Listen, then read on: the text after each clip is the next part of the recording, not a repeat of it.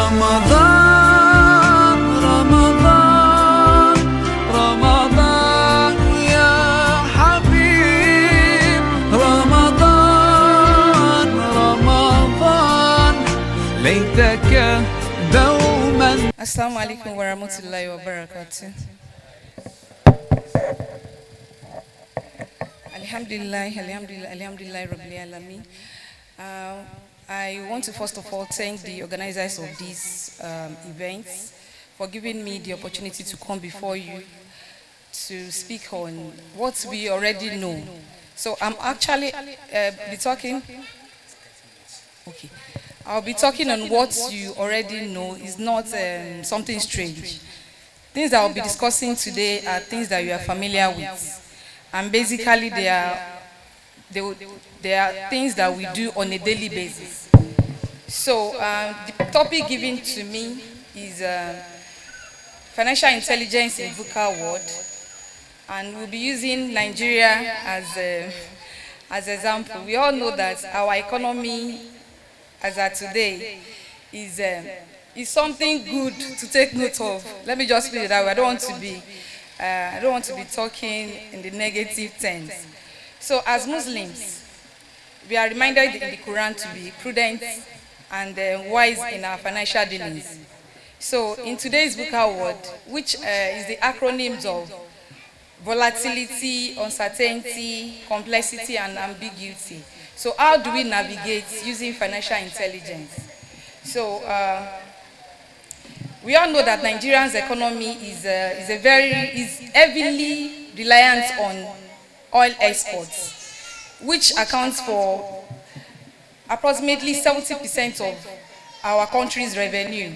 So in a situation whereby there is a drop in the price of oil, we all know that it will automatically affect our economy's revenue. And when this happens, it will affect our government's decision making in terms of facility. Okay, correct, sir. So it will affect government's decision when we talk about providing capital projects, embarking on capital projects, and it will also affect so many things in areas of policy making. So for complexity, we know that Nigeria is characterized by a complex mix of formal and informal sectors, and which is it makes it very difficult for individuals and organizations to make decisions on their business and organization when it comes to decision making. And for ambiguity in this sense is that it talks more on corruption and lack of transparency in our government and business dealings. It makes it so unclear for people to say, okay, this is what I want to do in the next few days, because by the time you wake up the next day, you see that there is economic reforms, there is changes in price, in interest rates. So I will give us a scenario whereby a Muslim sister, let me just say Amina, she's a small business owner and she imports goods from China. Due to inflation and currency fluctuation, the cost of importing goods was increased by 20%. Amina must decide on is it for her to put the cost on the consumers or to incur the cost as the business owner. But I want to tell you that there is no reasonable business owner that wants to carry all the burden of increase in the cost of your daily business. You want to carry the whole cost. You will have to share it between you, and majorly if you want to be fair, majorly, and this is what happens on a daily basis. Most of the business owners, they pass the major cost on the consumers, which is not supposed to be so according to Islamic principle. and I'll be talking on justice and fairness in business dealings. In Quran chapter 4 verse 58, it says, "And when you judge between people, to judge with justice, and when you bear witness with truth, even if it's against you, your parents, your relatives, or whether it be against the rich or the poor, Allah is more worthy of your obedience and your reverence, so do not follow your desires." So all in the name of, I want to make gains. You can't pass all the costs, all the costs you incur in the process of transacting. You pass it to the final consumer. So you need to be fair and be just about that. Then, and this verse actually tells us that the importance of justice and fairness in all aspects of our life. It includes business and financial dealings. And it also reminds us that as Muslims, we must prioritize justice and truth, even if it goes against our personal interests and relationships. So when we are still on the topic VUCA, ambiguity, uncertainty, in the area of when you wake up for your daily activities. I'm talking from the business dealings now, and you saw that, okay, you want to acquire a particular thing, like you want to acquire a particular machinery, and getting to the market, it was over what you budgeted for. I'm sure, like I said, the cost of purchasing that particular machinery is going to be it's supposed to be both on the business owner and also on the final consumer. So we will be talking about unemployment and economic downturns. So in the areas of when there is no enough revenue for government to provide the necessary infrastructure to the citizens, and there is unemployment and there is economic downturn. I'll give an example. Abdullah, a fresh graduate who is struggling to find employment, and his parents are facing financial difficulties. In a normal setting, Abdullah will want to, Yoruba used to say something that Tinobanjo ni tonjo omweni tara eyan le ma koko ngbo. But Abdullah, on a normal setting, Abdullah will want to go for his employment, he wants to search for a greener pasture and wants to take care of himself first. But in Islam, there's something that we must know, that responsibility and obligation to support one's family is key. Is very key. So if Abdullah is as a fresh graduate who is struggling to find a job, eventually finds a job, and his parents were facing some financial difficulties, he is meant to support them. Even in the Quran, chapter 4, verse 36, it says that worship Allah and associate nothing with Him, and to parents and do good, and to relatives, orphans and needy, the near neighbors, the neighbor's father away, the companion of your side, the travelers and those whom your right hands possess. Indeed, Allah does not like those who are proud and boastful. What this verse is trying to highlight is that the importance of fulfilling one's responsibility towards our families and communities. It reminds us as Muslims that we have a duty to care for our parents, relatives, and those in need, and to prioritize their well-being. So, taking on investments and risk management, I'll also cite an example. Fatima, a successful entrepreneur, she wants to invest in Nigerian stock market. However, she was concerned about the volatility. We all know what, don't let me say we all know, but I want to believe that most of us here, we are aware of what the stock market is. It's not a stable investment that you can just say, okay, once I invest today, I want to get, you want an immediate return. And that is where delayed gratification comes in. And I'll also be advising our parents, it is good to encourage our child right from when they are still young to imbibe the culture of being disciplined. You know, going by what is happening around us now, though we are in Gen Z world, but that notwithstanding, we cannot forget how we are being brought up. There is a saying that if there is no better time to start something new or something that you thought you were supposed to have started in the past. There is no better time to start saving or investing.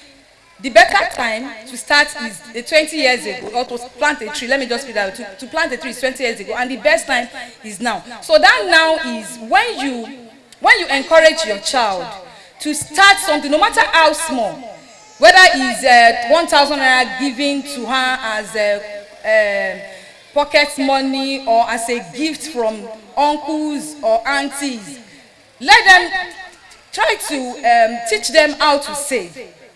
Teach them how to save, even if they are not saving the whole 1,000 naira. Let them save a part of it. And tie that savings to something. Like say, okay, let me tell you, this money that you are saving, you are going to use to buy toy. So the delayed gratification is ensuring that that child knows that it is not, nothing is cast on stone. It's a gradual process. If you want to achieve something, you need to be patient, be resilient. You need to be disciplined. So in the area of investment and risk management, like I'm going to be citing an example. Fatima, like I said, she is a business owner and she wants to invest in stock. However, she was concerned about the volatility of the stock market. So she must decide whether to invest in the stock or explore other areas of investment. So I'll be on this. I'll also relate it to the Quran, because one good thing I like about our religion is that is a way of life. If you want to develop yourself morally, spiritually, name it, just go to the Quran. If you are confused about anything, if you want to make a decision, even if you want to do an investment, you want to venture into any investment that you are not familiar with, and you don't have anybody to counsel you at that particular time, you can go to the Quran, and we all know that because we are all Muslims. So istikhara is a very good thing to do. I do it a lot.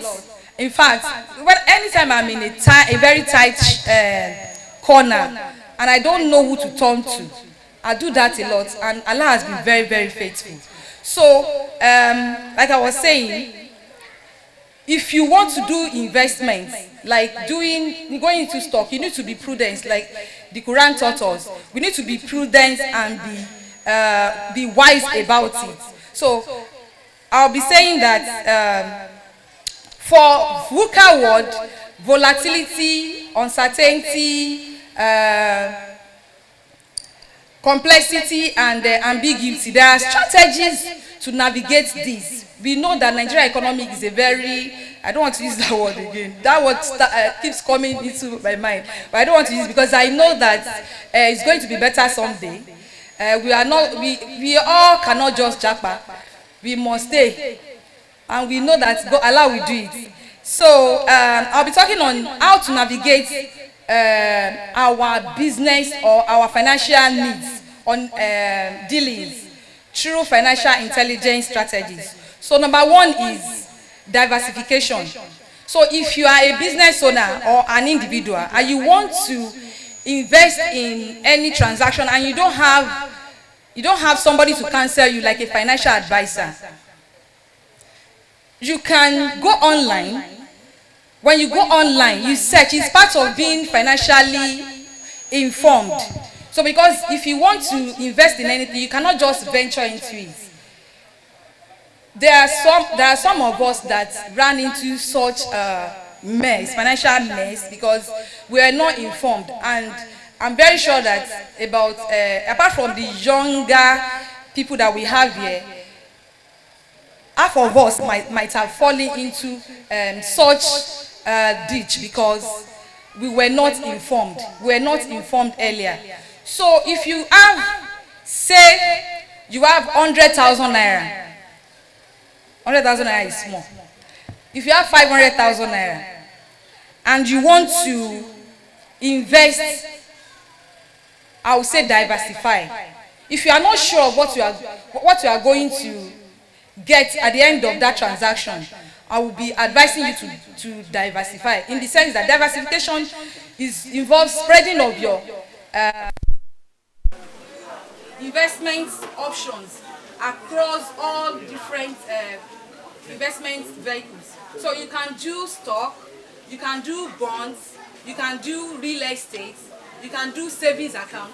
So what does this tell us? What does it tell us? It tells us that when stock is not doing well, you can not lose on all parts. So that's why they say you don't put all your eggs in one basket. So if you diversify your funds, diversify your portfolio. If you have 150,000 in stock and you have 200,000 naira in bonds, I'm not talking about commercial bonds. So I'm talking about sukuk, that's Islamic bond. Because as Muslims, we must be very careful with what we are going into. Because it's not only what we are doing on the surface of the heart. We are all going to account for whatever we do on the surface of the heart in the hereafter. So let's just be mindful of what we invest our funds into. Another thing I want us to take note of, for the fact that a particular investment is doing well, and your friends say, Muslimah, wọ́n ṣe 30% lórí 100,000 for 30 days. Because, and we should be wary of such friends, because I'm sure that if somebody that is well informed, if you are a financially illiterate person, you will know that it's not possible. And even if it's possible, those funds or those money, are they invested in ethical transactions? It's a question to ask. You ask that person, as a Muslim, I don't want to eat haram. What I want is halal. If he's in halal investment, tell me or break down what they are into. That is the way to go. You can't say because you want to get a huge sum of returns on your investment, so you now go anywhere. You can't just invest in anywhere. And as a Muslim, and the company that I represent, we have Sharia boards that screens all our transactions, no matter how small. A 1 naira or a kobo will not go without being screened. So I want us to be, as a conscious Muslim, I want us to be wary of investing in things that can, what's that word now? That can derail us from our mission, our vision to be a conscious Muslim. So that being said, if I'm able to do 150,000 in stocks, 100,000 in bonds, and 100,000 in real estate, and save on 150,000. So that savings, the savings in this sense is that you save to spend. You save to spend. You know, sometimes it cannot just be like you want to be investing. This world, you are the one that worked for your money. You should be able to enjoy some. You should be able to enjoy some. And it's also good to save into our future. You save or invest so that you will not have to rely on people when you retire. So that being said, I'll also be talking about risk management. Risk management involves assessing and managing risk through careful planning. Through careful planning and mitigating strategies. So, for instance, Fatima, a business owner, identifies potential risk to her business, including market fluctuations and supply chain disruption. So what she does, she develops a risk management plan, which includes diversifying her suppliers, creating an emergency fund. Like she wants, like you need something, you need cash, you need quick cash. You don't need to run to people before you get that. You should have a plan, a saving plan that you can just take out of. You are not taking everything, but you are just taking out of it to meet that contingency need. So also number 3 will be long-term planning. So long-term planning involves focusing on long-term goals and avoiding get rich quick. Like I said, so many of our young ones, even people of my age, want to get rich quick. And getting rich quick means that one is actually digging. Don't let me finish it. We are in the month of Ramadan. So don't dig a hole for yourself. So you need to be very careful and you need to be financially informed before you can be saying, okay, you want to do this, you want to do that. You can't just dabble into any investment because you want to get rich and get it fast. So another example is Abdullah. Abdullah is a fresh graduate. He sets a long-term goal to buy a house in 5 years. He develops a plan to achieve this goal, which includes saving on a monthly basis, investing in a diversified portfolio. So for somebody that is aiming to acquire a house in the next 5 years, I will advise such person to invest in fixed instruments. Fixed instruments that gives you returns on a quarterly basis. I will not advise such person to invest in stock. Though stock is a very good investment with high risk, we also need to study our risk appetite. If you're somebody that cannot take risk, why go for it? Because my friend is investing in stock, and that person, you can't compare such person's risk appetite to yours. That person may have a very high shock absorber, and your own is maybe below the radar, and you want to compare yourself with such person. So we just need to be very careful, study ourselves, know what we can take.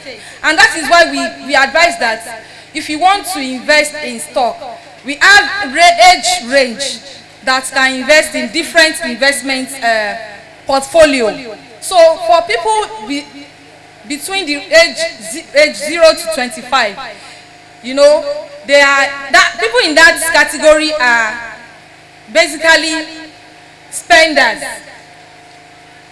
They are consumers. You see them, they want to acquire, like buying gadgets, the latest wristwatch, iPhone, nice shoes. That stage, they can take any shock. They can take any shock because they still have a long way ahead of them to absorb any shock.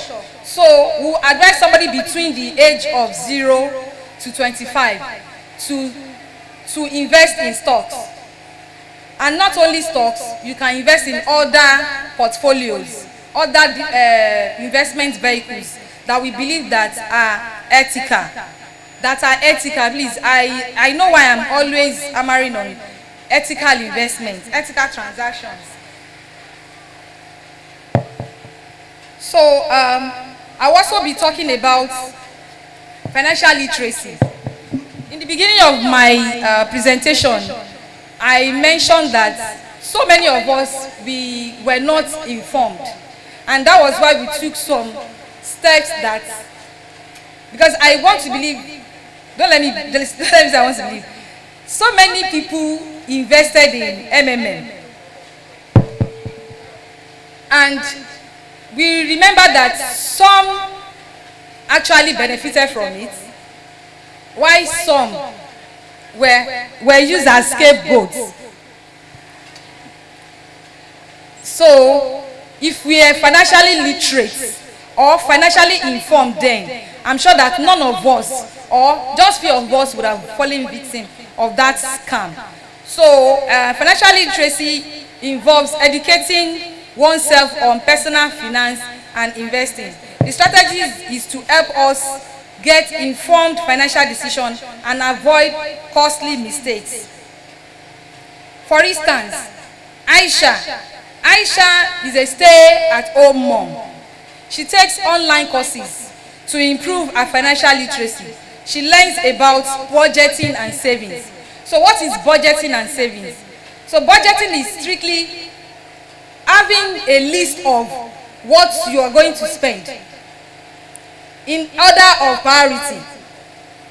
So I would advise that when you are budgeting, just state the first 5 that are necessary, the necessity. Let me give you an instance. Because so many of us, we are impulse consumer, buyer. So you just, when you see something, you stumble on it. It's like I still have 20,000 naira in my account. Am I with my ATM card? You just buy it, and we don't need that thing at that particular time. Let me use water and soft drink as an example. You are inside a commercial vehicle and a public bus, and you are very thirsty. You saw all these water oka traffic traders, and you were like, okay, I feel like taking Fanta, chilled Fanta. But what you really need at that particular time is water. That is necessity and desire. So what you desire is Fanta, but what you actually need at that particular time is water. Water is what? We need water to stay alive. So that Fanta, if you don't take it at that particular time, you will not die. So why not just wait for when you know you have enough to do away with such amount. So investing, okay, so Aisha was able to diversify. She was able to plan herself. She learned about budgeting and saving. She learned about investing in stocks and bonds. Like I said, sukuk bonds only. Sukuk bonds only, because is ethical, is halal Islamic bond. They're investing in stocks. There are stocks that are not halal, and there are some that are halal. If you look at that, for example, Dangote cement. You know, Dangote cement, we use it to build houses, for constructions basically. It is adding value to the people. It is adding value to you. So what is not adding value to you is not ethical. Not adding value to the economy or to the society is not ethical. So she was able to learn about her retirement period. So she also learned about, so what we are saying here is that we should be financially informed. Don't say because no. In fact, I've seen a client that was advising me, because such client is well informed. If he was not informed, if he's not financially literate, he would not have said some things that he told me that day. There are some clients that want to test you. They will say, okay, stock market is bullish this week. Can I invest in it and collect my money next month? And because they don't know how the stock market works, you now advise them that because you as a marketer, you want them to invest so that you can meet your target for the month. No. So if that person is not financially literate to know what is happening in the stock market, that person will not know that you are advising him or her wrongly. So that is why you should be able to stand, if you are financially literate, you should be able to stand before your investment advisor or something that, please, this is what I want. If you sense that that person is only advising you based on her own selfish motive, so you can just say, no, this is what I want. I know what I want. I know what is happening around the world. I know what is happening around the globe. So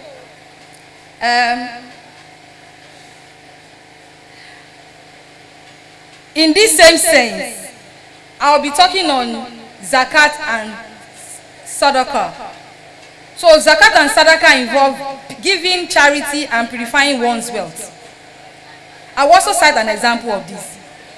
So irrespective of what we have made in the year or in the month, don't say you want to eat it alone.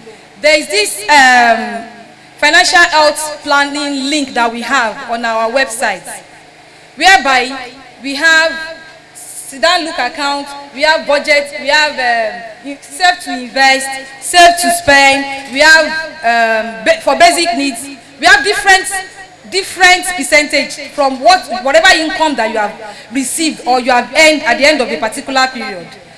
There is a particular slide that talks about giving alms. So we advise that you give just 5% of whatever you have received in that month. 5%. So this is also talking about zakat and sadaqah. So it's giving alms. Giving alms is not a bad thing, and we encourage it a lot so that we can purify our wealth. So Umar, a successful businessman, calculates his zakat and donates it to a local charity. He also gives sadaqah to those in need. By giving charity, Umar purifies his wealth and cultivates a sense of gratitude. This area tells us, or the verses that I have noted or talked about, they all told us about guidance to how we can navigate financial challenges in a way that is pleasing to Allah. And by applying these principles, we can cultivate financial intelligence and achieve success in this life and in the hereafter. Thank you very much. I'm here to take any questions for this opportunity once again. I hope that I've been able to make a meaningful impact on what you have known, because I want to believe that this session is for us to learn, relearn and unlearn. There are some things that we know, we thought were right, but after listening to some investment talks, you know that, okay, this is not what it's supposed to be. And I pray that Allah makes it easy, makes it easy for each and every one of us, and accept everything that we do in the month of Ramadan as an act of ibadah. And I also want to say that whatever we start today, because I want to say some of us, what is Ramadan? You will always see us in the mosque. We will always cover our head. And I want to say that whatever you do for a 30-day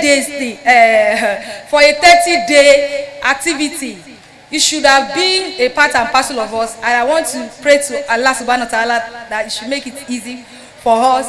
And Assalamu alaikum wa rahmatullahi wa barakatuh. Ramadan.